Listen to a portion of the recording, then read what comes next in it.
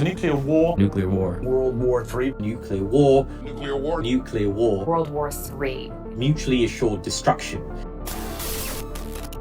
The one that really keeps me up at night is the one which is not as probable, and that is that somehow Russia and the United States blunder into a nuclear war. An all-out general nuclear war between the United States and Russia would mean no less than the end of civilization. That's not being dramatic, that's not being hyperbolic, that's just what would happen.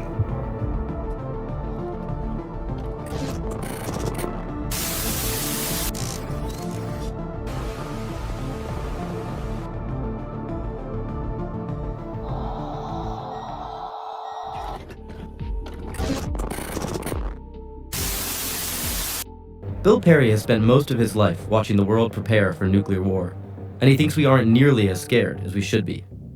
Perry's 89 years old. He lectures at Stanford and travels the world 2 or 3 months a year to talk about how close we've come to catastrophe and how close we still are. He often talks about his nightmare scenario, where a small amount of enriched uranium ends up in the hands of a terrorist group. If they had maybe 40 kilograms, they could make an improvised nuclear bomb. The consequences of a 15-kiloton bomb will be Hiroshima. And besides the 80,000, 100,000 casualties, the social, the political, and the economic consequences are just really hard to believe. We have the possibility of a regional nuclear war between Pakistan and India, for example, even if they use only half of their nuclear arsenal. Those bombs would put enough smoke in the air and would block the rays of the sun for years to come. There are going to be millions of people who die from that alone. That's a horrific vision. Does it keep you up at night? The one that really keeps me up at night is the one which is not as probable, and that is that somehow Russia and the United States blunder into a nuclear war. An all-out general nuclear war between the United States and Russia would mean no less than the end of civilization. That's not being dramatic, that's not being hyperbolic, that's just what would happen. Today, Russia and the US have 90% of the world's remaining nukes, many of them old and prone to error and false alarm. And they're in the hands of leaders who Perry sees as having cavalier attitudes about their potential. You may desperately want to dismiss Perry as an alarmist, but he's a renowned expert, often called upon by world leaders. And the threat, unfortunately, of nuclear war looms larger than at any point since the Cuban Missile Crisis. Elon Musk has just warned that World War III is almost inevitable. We should expect it sooner than later. Russia faces heavy losses on the battlefield and in the financial markets. The Kremlin's on state TV, a new report, how Russia is airing its ultimate revenge plan for America. Battered and infuriated by sanctions over the war in Ukraine, Putin's henchmen are plotting payback. So Vladimir Putin has once again threatened to use nuclear force if any other nation intervenes in the Ukraine war. And even Russian state television is now telling viewers a nuclear war is probable. Но если все-таки в блоке НАТО остались здравомыслящие люди, они, конечно, не должны дать согласие на проведение подобной операции. Почему? Потому что коллективное, коллегиальное решение всех участников организации Североатлантического альянса будет означать фактически объявление войны России. Но это, в общем, казус белли. Это действительно война между Россией и НАТО. Для того, чтобы в этой войне одержать победу, нам, хотим мы или не хотим, нам придется применять тактическое ядерное оружие. It's hard to think of a more insanely flagrant violation of the basic international order than bombing a city while the UN Secretary General is there on a peacemaking mission. Well, that's exactly what happened today. Russian forces apparently bombed the capital city of Kyiv in Ukraine while UN Secretary General Antonio Guterres was there for talks with Ukrainian President Volodymyr Zelensky. Putin said he had given an order to his military to be prepared to increase the readiness of his nuclear forces if the US and NATO tried to block his takeover of Crimea. They see nuclear weapons as a normal extension of a conventional conflict. So to them, nuclear war is not unthinkable? I think to them the use of nuclear weapons is not unthinkable. It says so in their military doctrine signed by Putin in 2014. Russia shall reserve the right to use nuclear weapons in the event of aggression when the very existence of the state is in jeopardy.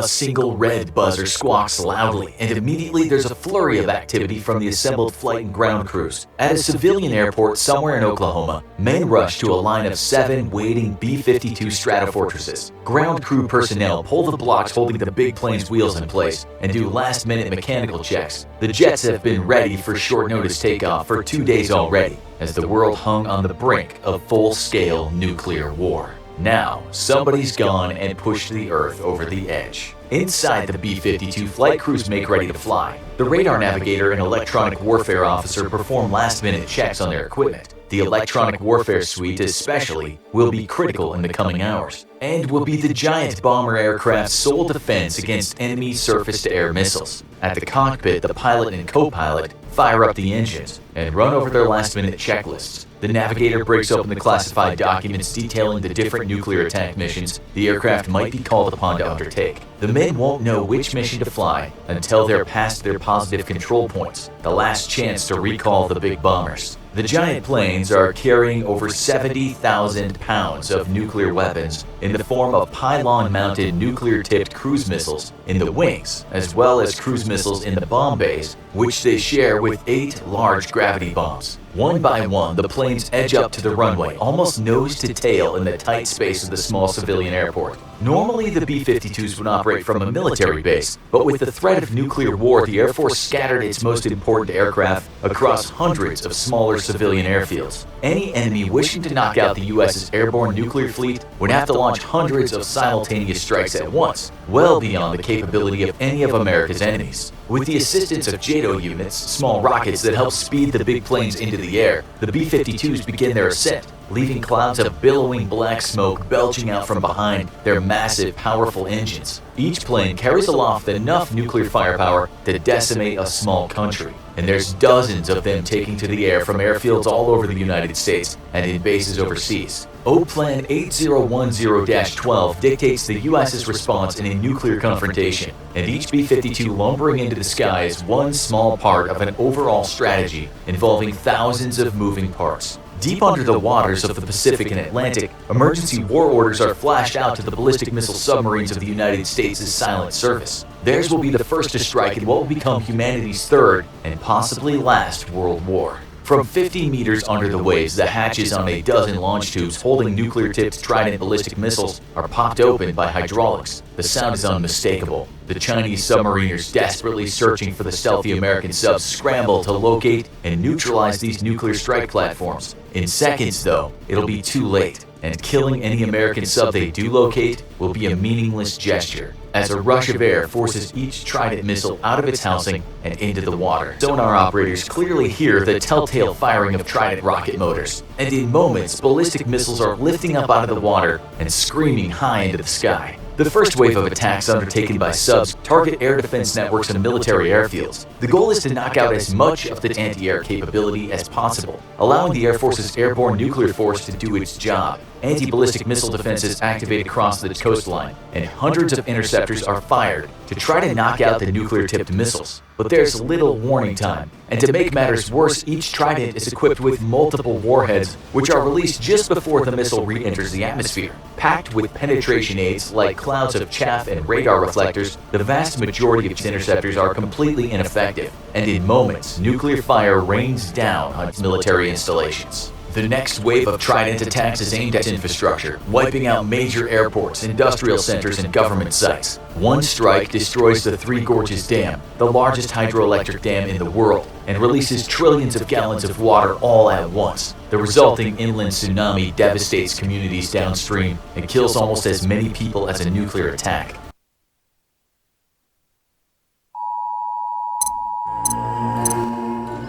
What you are about to see is a nuclear war simulation based on data collected and processed from the International Atomic Energy Agency, the United Nations, information publicly available from the Central Intelligence Agency, and other declassified sources. The purpose of this simulation is to provide a visualization of the global consequences of a nuclear war between the Russian Federation and state members of NATO. Even though simplified to a great degree, it shows in a clear and realistic way the outcome of a nuclear war. Based on recent geopolitical events, the software used on this simulation has considered Russia to be most likely to begin a nuclear war. Time is accelerated to simplify the viewing of the events, and they are divided into 3 stages: nuclear war, nuclear fallout, and nuclear winter. Simulation ready. Declassified mode activated. For context, population of nations engaged at war. NATO member states have 944 million people. The Russian Federation has 145 million people. Stage 1. Nuclear war.